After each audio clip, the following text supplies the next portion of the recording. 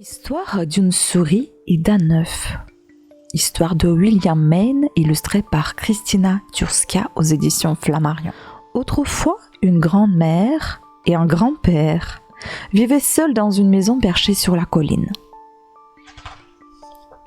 avec une poule tachetée qui leur pondait des œufs pour le repas du soir et une souris à longue queue. « Je voudrais bien, dit un jour grand-père, je voudrais bien manger autre chose qu'un œuf brun pour mon souper. D'abord il y a la coquille, et puis l'on trouve le blanc, enfin le jaune au milieu. Et c'est tout. Je suis fatiguée des œufs. Ne pourrions-nous chercher quelque chose de meilleur ?» La souris entendit ces mots et agita sa longue queue. Grand-mère les entendit également et s'exclama : « Oh, tu devrais pourtant être reconnaissant ! Nous avons mangé des œufs à la coque et nous avons mangé des œufs frits. Nous avons mangé des œufs brouillés et des œufs battus avec du lait à l'entremet. Qu'est-ce qui pourrait être aussi bon ? Je pense, répondit grand-père, que nous devrions obtenir une nouvelle espèce d'œuf. La souris entendit cela et redressa la queue. Grand-mère reprit : Va demander à la poule mouchetée ce qu'elle en pense. Grand-père traversa la cour pour poser la question à la poule tachetée qui se trouvait chez elle. Je regrette beaucoup, fit-elle, de n'avoir pas réussi à vous faire plaisir. Tu aurais dû me le dire plus tôt. Reviens me voir avant le souper et tu trouveras ce que tu trouveras. La souris entendit et fit un premier nœud à sa queue. Grand-mère entendit également ces mots et remarqua : J'espère que cela sera bon, car après toutes ces années, je ne sais pas cuisiner grand-chose d'autre que les œufs. Alors grand-père se mit au lit pour un petit somme. La souris fit un deuxième nœud à sa queue. Elle le regardait et pendant ce temps-là, grand-mère mettait la table. La poule tachetée se mit à caqueter et appela grand-père. Elle avait pondu un œuf. Il s'éveilla, traversa la cour et rapporta ce qu'il avait trouvé. C'était un œuf d'or.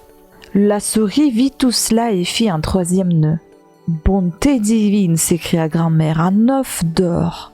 Et quoi encore ?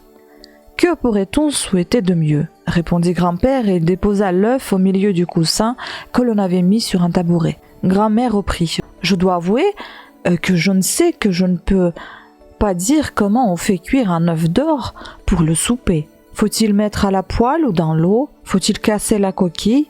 Faut-il passer au four ou le mijoter ? Faut-il le frire dans l'huile ?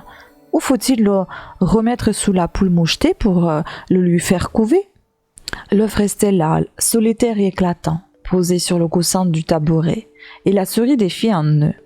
Le vent souffla et la porte de la maisonnette se mit à claquer, et l'œuf d'or se fendilla.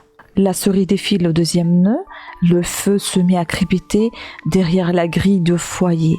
La fumée envahit la pièce et l'œuf d'or se brisa. La souris défit le troisième nœud, sachant bien ce que tout cela signifiait. La suie tomba du haut de la cheminée. Le vent mugit dans le ciel et l'œuf d'or tomba en poussière. « Voilà donc le beau résultat de tout échangement !» s'exclama grand-mère. « Nous n'avons plus d'autres œufs maintenant, grand-père.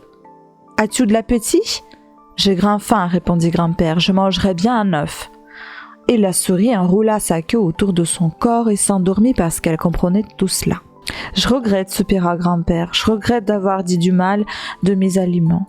Et je ne le ferai plus jamais. » Dans sa petite maison située de l'autre côté de la cour, la poule tachetée caquetait et appelait. Grand-mère se dirigea vers la poule et trouva ce qu'elle devait trouver. Un œuf brun, frais, pondu et tout chaud. « Merci, poule mouchetée, lui dit-elle. » Grand-mère lui donna du grain et referma la porte. Elle rentra dans sa maison et ferma également la porte. Grand-père et grand-mère mangèrent un œuf au souper. « Merci, grand-mère, dit grand-père, d'avoir fait cuire mes aliments. Merci, mon Dieu, dit grand-mère, de nous les procurer chaque jour. Amen. »« Merci, reprit grand-père, pour la coquille, le blanc et le jaune que l'on trouve au milieu. »« Amen, fit la souris. »« Amen, chanta la poule tachetée. » Voilà, terminé.